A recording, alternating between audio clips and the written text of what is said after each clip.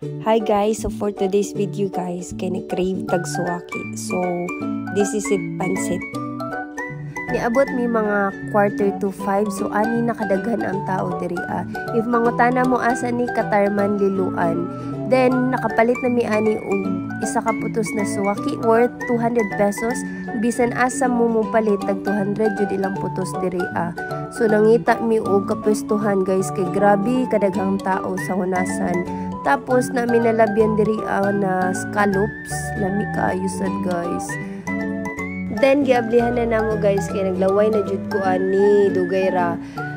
Tapos naami lami kay na suka, halang kaayo, plus naa sad among baon na rice. Then akong kauban nag-set up pang time lapse. Time lapse mi guys kay lisod pod. Tudloan ta mo guys sansan pag-abli, so pukpukon ninyo kutsara or kutsilyo.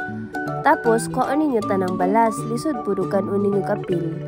Then kanang yellow man na yung unod. Kaya akong kauban gikaon niya tanang balas. Lami oy, suka na lay kulang. Anyway, seryoso kay ko nag-abli. Tapos sa mong suka nahalang kaayo ug kanon na nasudlan nagdagat. Nahurot jud na mo iskaputos na suwaki, nitindog na jud mi kay grabe kasakit na sa tuhod. So mas better na magdala mog mga camping chair or ingkoranan para makarelax ang tuhod. Then naay na nagsugba diri lami kaayo. Then mga around 6:30 na ni ani kadaghan ang tao diri, na ay oysters.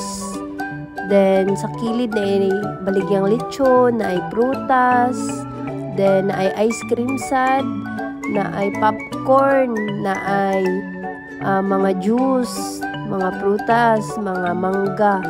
Basta daghan kayo guys. Then kani pinaka last favorite kay ni nako sa tanan saang.